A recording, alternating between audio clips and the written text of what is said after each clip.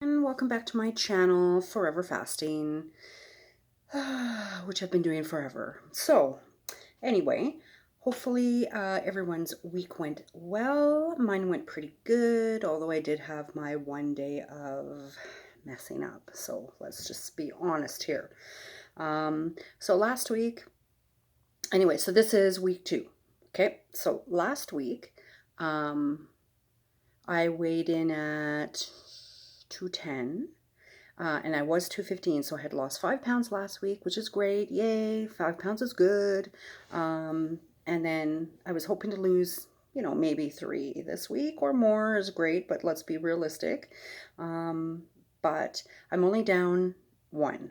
So that's better than 0 and it's better than gaining, right? So I'm not going to be too, I know everyone's like, that's a bonus, that's a positive. Absolutely, it is. It is. But I'm someone who's like an extremist, especially due to dieting. And because I've been doing it for so many years and I've done so many diet hacks and diet this, diet that, just my head spins around it. So I've been wanting to, do a different approach now, like what I'm doing, where there isn't really a title on it. It's just trying to find what works for me. So, bit of a mix up, mash up kind of thing, and just see what works out. So this week, so I'm 209. Anyway, so I'm all over the place here, but so 209 this week. So today's Saturday. I do my weigh in on the Friday. So I would just like to say, yes, I'm down 1, but let's kind of like recap the week a tiny bit anyway. I didn't totally track all my stuff like I normally do. I kind of fell off the wagon with that. I didn't track anything, which I'm kind of shocked at, because it just keeps me on track better. I didn't totally just eat 1 meal a day. Because we had lots of family over this week, in and out. My husband was home this week from work. Just some of the kids were staying over. So, just like life stuff, and it happens. And it's usually, I'm the one that looks after it all. So I'm in and out of everything, and it puts my schedule off as usual. And I just have to work around that. But I had still eaten pretty much like sausages and eggs. And then I was getting sick of that. And then I thought to myself, maybe that won't be good 2 weeks in a row because maybe it'll backfire, right? Like the week before I lost 5. Yeah, but now maybe this week maybe it's too much fat. Maybe it's too much whatever, right? So I thought, okay, kind of tired of that. What should I do? So we did have like a couple barbecues. It was pretty nice out this last week. And I just had a little bit of chicken one time. I had fish one night, and we barbecued steak the other night, which was fine. All of that, so I'm okay with all of that. And then here comes the bad part. So, and I'm not going to blame it on anyone. It's my own fault. But I will say, nobody totally understands 100% of when you try to tell them for so many years that you do appreciate the treats and the love through food and everything. But honestly, I don't want to love through food because food has been nothing but an issue for me. And it makes me actually unhappy. So when I am binging, let's say, or eating and everything, then I feel bad after, or even during. Like when I'm eating something and I don't feel good about it, but I'm still eating it. Food's a big issue. And I'm not happy with myself. And for me to finally, hopefully, lose the weight and keep it off because of this amount of weight I've gained back in the last few months is just unbelievable. So that's why I've just got to try some different approaches and see what works. And hopefully I'm going down, not up, because I just really can't go up anymore. I've gone up too high. So that being said, I did have about a day and a half of not eating so good and binging. I did have some treats brought over from my sister. She makes me this yummy gluten-free lemon square, and I will say I love her for it, and I absolutely love them. They're amazingly delicious. But I don't know how to save things for later, put some in the freezer or share them. I'm just like, Most people, when they know it's gluten-free in my family anyway, they don't eat it. They don't want it, or they just think, well, that's mom's because it's gluten-free and, that's, we can eat anything we want and she can't. But I've always, that's just how they're good like that. But, that just leaves more for me, which is really not good. So instead of me putting some in the freezer and maybe having like a piece of the bar every day and, like you should be, knowing how to portion control and have a treat once a day, no. So I don't do that. When I really like something, I think like something triggers in my brain where I think, you can't keep it. You have to get rid of it. You can't save it because you'll eat it every day. So you just have to get rid of it. Just get rid of it. So eat it all. Eat it all now so that you don't have it. So how does that make sense? I don't know. It doesn't. And maybe for someone listening or, maybe friends of mine or family that know I do that, I don't know what they think totally because I don't know. I think I don't have anyone that's totally 100% honest with me, to be real. And I don't 100% share everything either with them. I'm trying to go through this my own for years and try to deal with it, right? I'm just now trying to share with you guys as well as be honest with myself that it's an issue. And that's before I can get to happiness and being where I want to be at my weight. I think this is part of my battle and I have to be honest about it, and not embarrassed, which it is. But anyway, so I'm going to share. I ate all the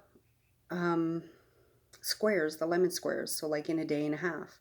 And then my husband bought me these Brazilian cheese bites that you get at Costco. And I used to make them from scratch. But these ones, way better than mine. And they're gluten-free and they're just made like with tapioca flour. It's like amazing.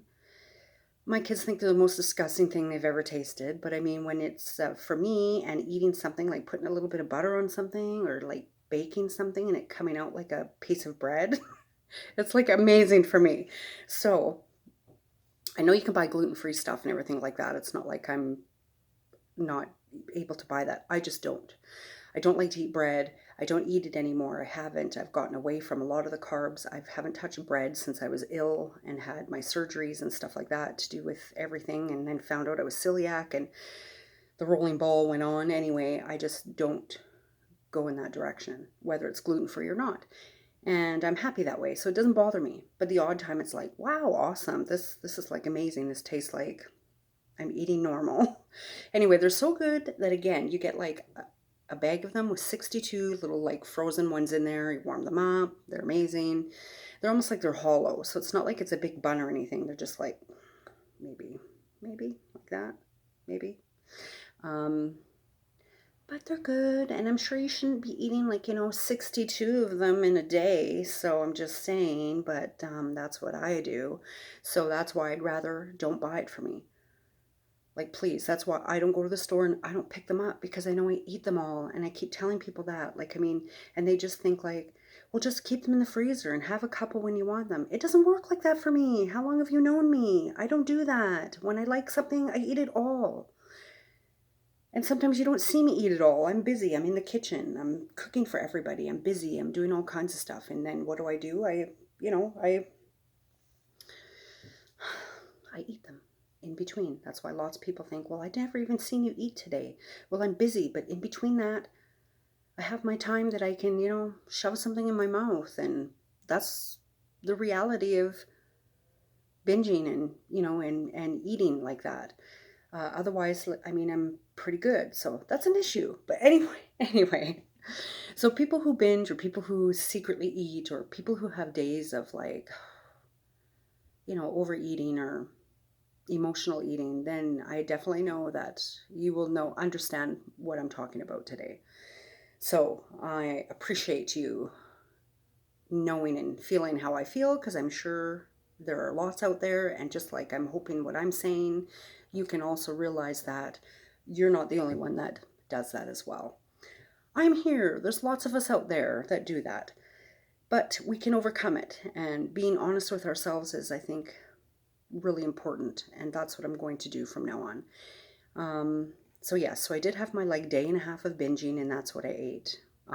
Not proud, not happy, because all day yesterday I was just like, I'm still always in a good mood. But then I have my moments of, oh, how horrible, what a horrible person I am to myself. Why can't I get my shit together?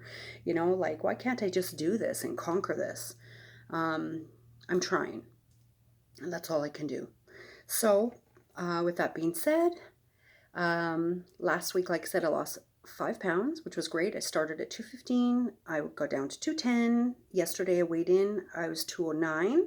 So I only lost 1 pound, which I get it. I ate a little more than I normally did, like the last week. I had like a day of binging and a half of, eating something you shouldn't be eating like whole bags of, but that's what I did. So I still came out like 1 pound down, but still it's nothing to be proud of. So because of, I could have definitely done better. So anyway, 209, 1 pound down this week. Next week, all I can do is try and do better and not have a binging day. That's my goal, is just to see if I can just keep going week to week. For one thing, is getting off the binging and my emotional eating and trying to just feel better again, because when you feel bad about yourself, like because I've gained this weight back, it's like so hard not to eat again because you're upset that you gained this weight back. But, right? It's like a vicious circle. How are you supposed to feel okay when you're upset that you gained weight, but then you're eating because you're upset you gained weight? Anyway, right?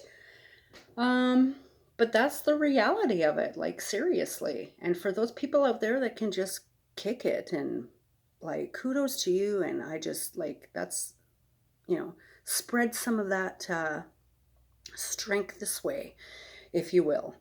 Oh, I also had a baked potato. I haven't touched potatoes, I can't even tell you in how many years.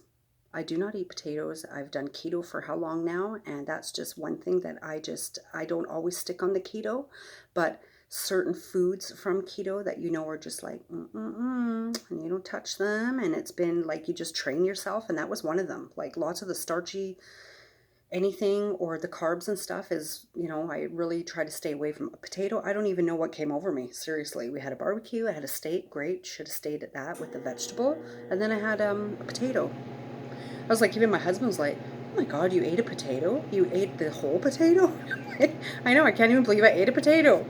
Anyway, so that would just, I'm sure my body was like, ooh, freaking out, like, you had potato? Anyway, so I think all of that contributed to me, not losing more, but I am happy to say it was down 1. So those were my ups and downs this last week. Thanks, guys, for listening to me. It helps, and just to talk about it. So you as well, comment if you want, make a video, do whatever you have to. Sometimes, like, this is what got me through it before, along with support, was talking out loud about it and making the videos, whether anybody watched or not. I'll look back and I'll watch myself, and I'm going to learn from them. So have a good week this week. Have a great weekend. Stay strong. I know the weekend sometimes is hard. I know for me too, it's hard depending what I'm doing with the family. And if you get back on track and you're at it for a while, it comes easier. And that's what I'm just trying to get at. I know the longer I just fight to get back into routine, the easier after that hump, it's going to be easy. So good luck to you guys. Have a great week, and I will see you next Friday.